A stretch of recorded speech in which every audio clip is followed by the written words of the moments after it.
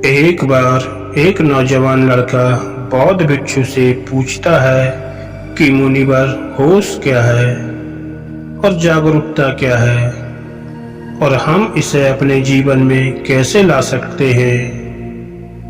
वो बौद्ध भिक्षु उस लड़के से कहते हैं, मैं तुम्हें एक छोटी सी घटना के बारे में बताता हूँ। एक बार बुद्ध अपने सैकड़ों भिक्षुओं को प्रवचन दे रहे थे और बुद्ध के सभी भिक्षु बुद्ध को बड़े ध्यान से सुन रहे थे। लेकिन बुद्ध के बिल्कुल सामने एक भिक्षु बैठा हुआ था जो प्रवचन सुनने के दौरान अपने पैर का अंगूठा हिला रहा था। जैसे ही बुद्ध की नजर उस भिक्षु पर पड़ती है तो बुद्ध बोलते बोलते अचानक चुप हो जाते हैं।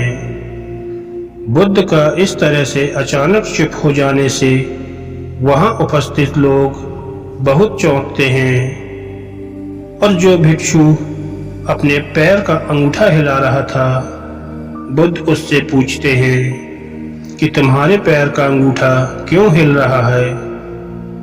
जैसे ही वह भिक्षु बुद्ध के इन शब्दों को सुनता है, वह भिक्षु अपने पैर का अंगूठा हिलाना बंद कर देता है और बुद्ध से कहता है कि बुद्ध, आपके शब्द और समय ये दोनों ही कीमती हैं, इसलिए आप इस तरह की छोटी बातों पर ध्यान मत दीजिए।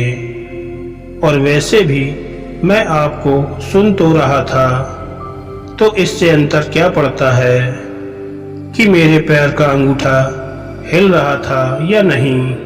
तो बुद्ध उस भिक्षु से पूछते हैं कि क्या तुम अपने पैर का अंगूठा जानबूझकर हिला रहे थे। वह भिक्षु बुद्ध से कहता है कि नहीं बुद्ध, मुझे नहीं पता लगा।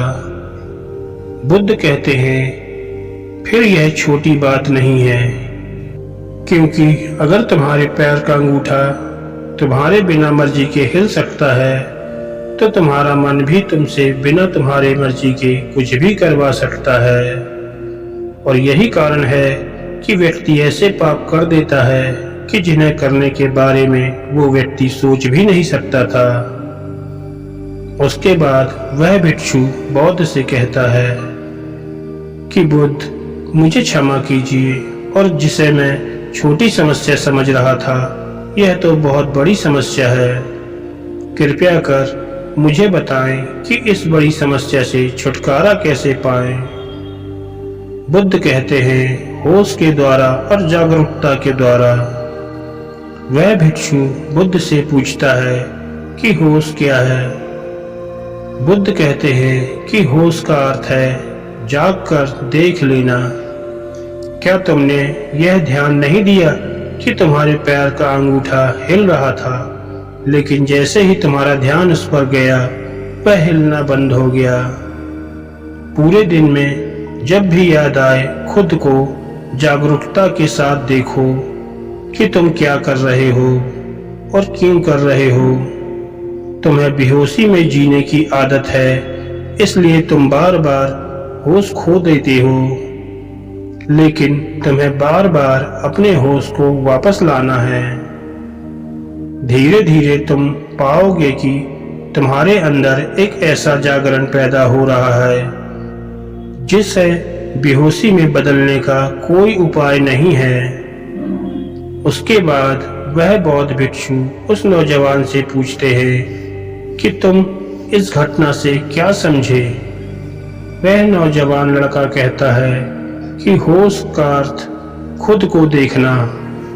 अगर हम लगातार जागरूक रहने का प्रयास करते हैं तो हमारे अंदर एक ऐसा जागरण पैदा होगा जिसे बेहोशी में बदलने का कोई भी तरीका नहीं है। फिर वह बौद्ध भिक्षु उस लड़के से कहते हैं कि शुरुआत में जबरदस्ती जागरूक रहो और बाद में जागरूकता तुम्हारा स्वभाव बन जाएगा। दोस्तों, भगवान गौतम बुद्ध के द्वारा कही गई यह कहानी आपके जीवन की एक बहुत बड़ी गलती को खत्म कर देगी।